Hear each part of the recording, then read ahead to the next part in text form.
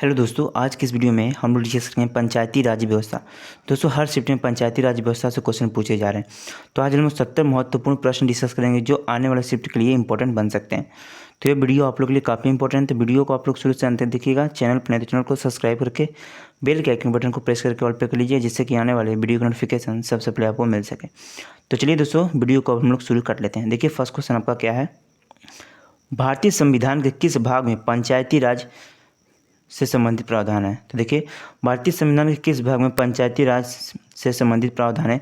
तो भाग 9 में है। या देखिएगा आप लोग इसको कौन से भाग में अनुसूची पूछे थे। अनुसूची कौन से? 11वीं अनुसूची में बताया गया। देखिए कौन से दोस्तों, 11वीं अनुसूची में बताया गया पंचायती राज व्यवस्था को। पंचायती राज व्यवस्था किस संविधान संशोधन द्वारा जोड़ा गया था? तो 73वें संविधान संशोधन द्वारा। ये भी याद रखना है आप लोग को, इंपॉर्टेंट है। नेक्स्ट क्वेश्चन देखिए, भारत में पंचायती राज प्रणाली शुभारंभ कहाँ और कहाँ हुआ था? देखिए इंपॉर्टेंट क्वेश्चन है ये। तो 2 अक्टूबर 1959 को नागौर में पहली बार पंचायती राज प्रणाली को शुभारंभ किया गया था। कहाँ पर? 2 अक्टूबर 1969 को नागौर में। ये याद रखना आप लोग को, राजस्थान के नागौर में। नेक्स्ट क्वेश्चन देखिए, भारत में पहला नगर निगम कहाँ स्थापित हुआ था? तो भारत में पहला नगर निगम स्थापित जो हुआ था, ये चेन्नई में स्थापित हुआ था। याद रखना है आप लोग को। नेक्स्ट क्वेश्चन देखिए दोस्तों, भारत में सबसे पहले राजस्थान में पंचायती राज किस स्थापना किस वर्ष हुई थी? तो 1959 में हुई थी। याद रखना है। नेक्स्ट क्वेश्चन देखिए, भारत में सही मायने में स्थानीय स्वशासन का जनक किसे माना जाता है? देखिए दोस्तों, बहुत इंपॉर्टेंट क्वेश्चन है, हर एग्जाम में पूछा जाता है। तो स्थानीय स्वशासन का जनक हम लोग मानते हैं लॉर्ड रिपन को। याद रखना है आप लोग को। या किसे मानते हैं? तो लॉर्ड रिपन को। देखिए, पुलिस का जो जनक माना जाता है वो लॉर्ड कॉर्नवालिस को माना जाता है। ये भी याद रखना है आप लोग को।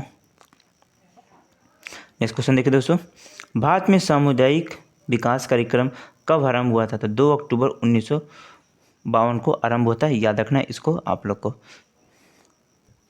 नेक्स्ट क्वेश्चन देखिए दोस्तों, इंपॉर्टेंट है। भारतीय संविधान के अनुच्छेद में कौन सा अनुच्छेद राज्य सरकारों को ग्राम पंचायतों को संगठित करने का निर्देश देता है? तो देखिए, आर्टिकल नंबर 40 में बताया गया ग्राम पंचायतों के संगठन के बारे में। नेक्स्ट क्वेश्चन देखिए, 73वां संविधान संशोधन किससे संबंधित है? तो देखिए, पंचायती राज व्यवस्था से संबंधित है 73वां संविधान संशोधन। याद देखिए, भाग कौन सा? तो भाग 9वां है। याद रखना है आप लोग को इसको भी। 11वीं अनुसूची है, ये भी याद रखिएगा। 73वें और 74वें संविधान संशोधन के समय भारत के प्रधानमंत्री कौन थे? तो PV नरसिम्हा राव थे। याद रखना है, इंपॉर्टेंट क्वेश्चन है ये। नेक्स्ट क्वेश्चन देखिए दोस्तों, 73वां संविधान संशोधन अधिनियम 1992 में मुख्य उद्देश्य क्या था? तो पंचायती राज व्यवस्था को संवैधानिक दर्जा प्रदान करना। याद रखना इसको, इंपॉर्टेंट क्वेश्चन है। 73वां संविधान संशोधन अधिनियम 1992 किस वर्ष पारित हुआ था? तो 1992 में पारित हुआ था। याद रखना। नेक्स्ट क्वेश्चन देखिए, 73वां संविधान संशोधन द्वारा कौन सी अनुसूची संविधान में शामिल की गई थी? तो देखिए, 11वीं अनुसूची शामिल की गई थी, जबकि 74वें संविधान संशोधन द्वारा याद रखिएगा 12वीं अनुसूची को शामिल की गई थी, जिसमें नगर निगम के बारे में बताया गया, जबकि 11वीं अनुसूची में पंचायती राज व्यवस्था के बारे में बताया गया। याद रखना इसको। नेक्स्ट क्वेश्चन देखिए, इंपॉर्टेंट है। 73वें संविधान संशोधन द्वारा पंचायती संबंधित प्रावधान संविधान के किस भाग में जोड़ा गया? तो मैंने बताया था भाग 9 में जोड़ा गया। नेक्स्ट क्वेश्चन देखिए, 73वां संविधान संशोधन में पंचायतों को कौन से मुख्य कार्य की जिम्मेदारी सौंपी गई है? देखिए इंपॉर्टेंट क्वेश्चन है। तो सामाजिक न्याय और आर्थिक विकास का। याद रखना है इसको आप लोग को। नेक्स्ट क्वेश्चन देखिए, 73वें संविधान संशोधन में पंचायती राज संस्थाओं के लिए किस प्रकार के चुनाव प्रावधान किया गया? तो प्रत्यक्ष एवं गुप्त मतदान का। याद रखना इसको, इंपॉर्टेंट है। नेक्स्ट देखिए दोस्तों, यहाँ 75वां नहीं होगा, 73वां होगा, इसको याद रखिएगा। तो कौन सा होगा? 73 होगा। 73वें संविधान संशोधन में कौन सी अनुसूची जोड़ी गई? तो 11वीं अनुसूची जोड़ी गई थी। अशोक मेहता समिति किससे संबंधित रखता है? तो ये पंचायती राज व्यवस्था से संबंधित रखता है। अशोक मेहता समिति। एक विकास खंड पर पंचायती समिति कैसी होती है? तो एक प्रशासकी अभिकरण होती है। याद रखना, एक विकास खंड पर पंचायती समिति। नेक्स्ट क्वेश्चन देखिए, किस अनुसूची में दर्ज विषयों के लिए पंचायतों को शक्तियां हस्तांतरित करने हेतु अधिकृत किया गया? देखिए 11 अनुसूची में। याद रखना, किस राज्य में पंचायती राज प्रणाली नहीं है? तो अरुणाचल प्रदेश में नहीं है। याद रखना इसको आप लोग को, इंपॉर्टेंट क्वेश्चन है। किस संशोधन में महिलाओं के लिए ग्राम पंचायतों में 1/3 सीटें आरक्षित की गई थी? 73वें संविधान संशोधन में। इसको याद रखिएगा। नेक्स्ट क्वेश्चन देखिए, किसकी सिफारिश पर भारत में पंचायती राज व्यवस्था की स्थापना की गई थी? देखिए बहुत बड़ी क्वेश्चन पूछा गया एग्जाम में। तो बलवंत राय मेहता समिति, त्रिस्तरीय पंचायती राज व्यवस्था बलवंत राय मेहता समिति लाए थे, ये याद रखना। किसके अंतर्गत पंचायती राज व्यवस्था का वर्णन है? तो नीति निर्देशक तत्व के सिद्धांत में, याद रखना अनुच्छेद 40 में। नेक्स्ट देखिए, गांव के लिए कितना आरक्षण का प्रावधान किया गया? तो कम से कम 1/3, याद रखना इसको, गांव के लिए आरक्षण किया गया।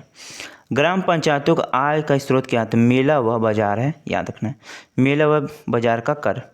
ग्राम पंचायतों के कार्यों का सामाजिक अंकेक्षण कौन करता है? तो ग्राम सभा करता है, याद रखना।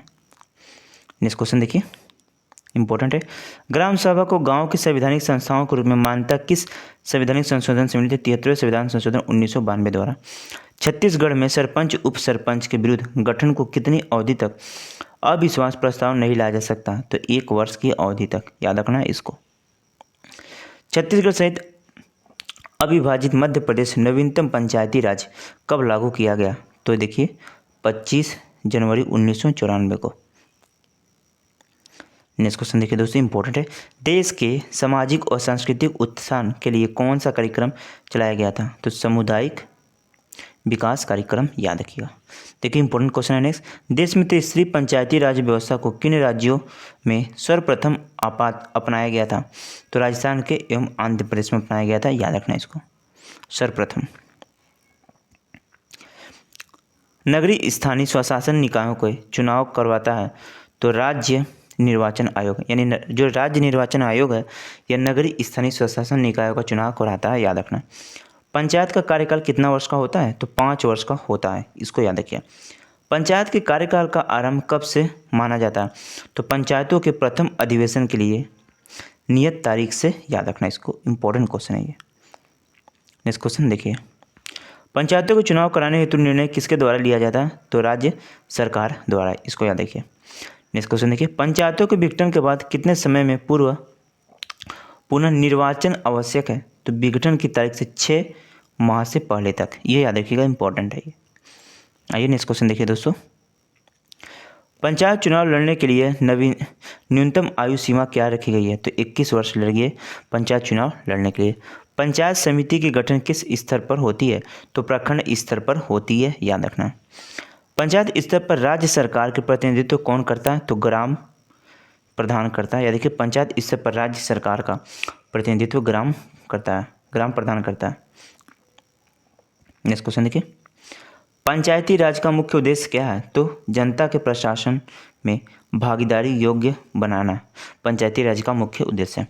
पंचायती राज की सबसे छोटी इकाई क्या होती है? देखिए सबसे छोटी इकाई होती है ग्राम पंचायत, इसको याद रखिएगा। पंचायती राज के कार्य क्षेत्र में क्या नहीं आता है? तो माध्यमिक शिक्षा नहीं आता है। पंचायती राज के किसके स्वशासन की इकाई के रूप में संगठित किया गया? तो राज्य नीति निर्देशक, याद रखिए, राज्य नीति निर्देशक कौन सा? 36 से 51, याद रखिए, राज्य नीति निर्देशक के बारे में बताया गया। भाग कौन सा है? तो भाग, याद रखिए, भाग 4 है। राज्य नीति निर्देशक आयरलैंड के संविधान से लिया गया, ये वाद्य योग्य नहीं होता, याद रखना इसको भी।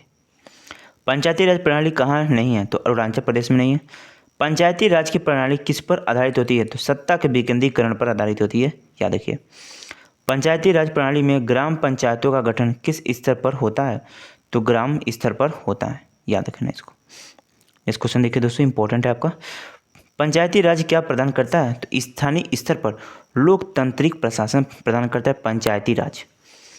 पंचायती राज विषय किस सूची में है? तो राज्य सूची में, याद रखिए। नेक्स्ट क्वेश्चन देखिए, देखिए इंपॉर्टेंट क्वेश्चन, पंचायती राज पूछ देता है किस सूची में? तो राज्य सूची में।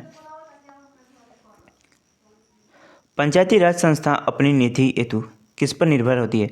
तो सरकार अनुदान पर, याद रखिए इसको, ये इंपॉर्टेंट क्वेश्चन है। देखो दोस्तों, जितने मैंने क्वेश्चन लिए ना सभी एग्जाम सिलेक्टिव और सभी कंप्लीट क्वेश्चन ये जो आने वाले शिफ्ट में यहाँ से क्वेश्चन पूछे जाते हैं, क्योंकि पंचायती राज से क्वेश्चन पूछे जा रहे हैं एग्जाम में। पंचायती राज संस्थाओं के उच्चतम स्तर पर कौन है? तो जिला परिषद है। यानी पंचायती राज में जो उच्चतम स्तर पर होता है वो जिला परिषद है, जबकि छोटी का क्या होता है? ग्राम प्रधान। पंचायती राज संस्थाओं में न्यूनतम स्तर पर कौन होता है? तो देखिए ग्राम सभा व पंचायत, याद रखना ये सबसे न्यूनतम स्तर पर होता है। पंचायती राज संस्थाओं को निर्वाचन हेतु कौन से उत्तरदायी होता है? राज्य निर्वाचन आयोग होता है उत्तरदायी। नेक्स्ट क्वेश्चन देखिए, पंचायती राज संस्थाओं के संगठन के 2 स्तरों होने का सुझाव किसने दिया था? तो देखिए अशोक मेहता समिति ने दिया था। या देखिए पंचायती राज संस्थाओं के संगठन के 2 स्तर होने की, वही त्रिस्तरीय की बात कर ले तो बलवंत राय मेहता समिति ने। पंचायती राज संस्थाओं के अधिकतम आय का स्रोत क्या है? तो सरकारी अनुदान है, याद रखिए। नेक्स्ट क्वेश्चन देखिए दोस्तों, इंपॉर्टेंट है। पंचायत के चुनाव का भार किस संस्था को सौंपा गया है? तो राज्य निर्वाचन आयोग को सौंपा गया पंचायतों के चुनाव का भार। प्रथम पंचायती राज व्यवस्था उद्घाटन पंडित जवाहरलाल नेहरू ने द्वारा 2 अक्टूबर 1969 को कहाँ किया गया था? तो नागौर में किया गया था, याद रखिए। ये मोस्ट इंपॉर्टेंट क्वेश्चन है दोस्तों एग्जाम के लिए। नेक्स्ट क्वेश्चन देखिए, इंपॉर्टेंट है। बलवंत राय मेहता समिति प्रतिवेदन के अनुसार महत्वपूर्ण संस्थाओं कौन सी है? तो पंचायती समिति है। नेक्स्ट क्वेश्चन, भारत में त्रिस्तरीय पंचायती राज की सिफारिश की थी?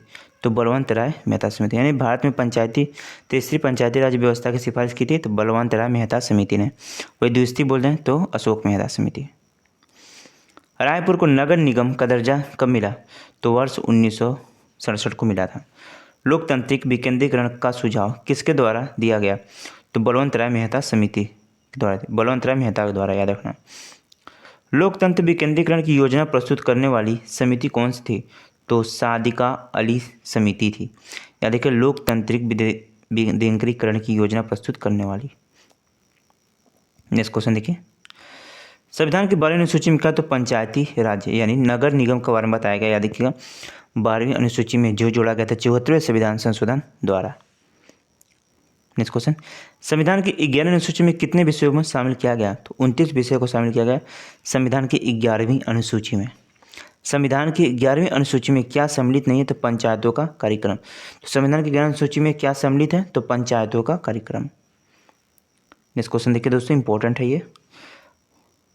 संविधान के किस अनुच्छेद में पंचायतों की शक्तियाँ, अधिकार एवं दायित्व बताया गया? तो अनुच्छेद 243G में, याद रखना। संविधान के किस भाग में पंचायती राज व्यवस्था का वर्णन? तो भाग 9 में है। संविधान के किस संशोधन द्वारा पंचायती राज संस्थाओं को संवैधानिक दर्जा दिया गया था? 73 संविधान संशोधन द्वारा। नेक्स्ट क्वेश्चन देखिए, संविधान में कब से पंचायतों में महिलाओं के लिए आरक्षण का प्रावधान किया गया? तो 73वें संविधान संशोधन 1992 द्वारा। याद रखिएगा, संविधान पंचायतों में महिलाओं के लिए आरक्षण का प्रावधान किया गया था 73वें संविधान संशोधन 1992 द्वारा। संविधान में किस अनुच्छेद में भारत में राज्यों को ग्राम पंचायतों की स्थापना का निर्देश दिया गया? तो आर्टिकल अनुच्छेद 40 में, याद रखना इसको। नेक्स्ट क्वेश्चन देखिए दोस्तों, इंपॉर्टेंट है ये।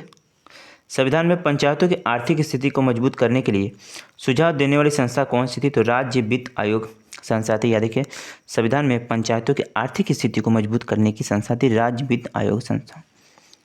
5 वर्ष के कार्यकाल पूर्व पंचायत के विघटन पर फिर से गठित पंचायत को अवधि क्या होगा? तो केवल शेष अवधि तक ही होगा, याद रखना।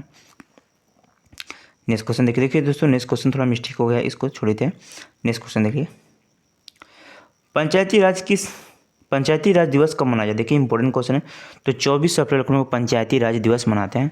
73वें संविधान संशोधन अधिनियम 1992 कब लागू हुआ? तो 24 अप्रैल 1993 को लागू। अंतिम क्वेश्चन आपका है कि भारत में पंचायती राज अधिनियम कब लागू हुआ? तो 25 अप्रैल 1993 को, याद रखना। तो दोस्तों लगभग 70+ इंपॉर्टेंट क्वेश्चन थे पंचायती राज व्यवस्था से।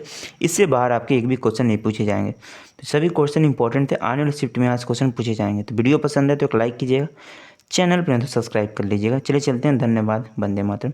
नेक्स्ट वीडियो किस टॉपिक पर चाहिए कमेंट बॉक्स में बताइए।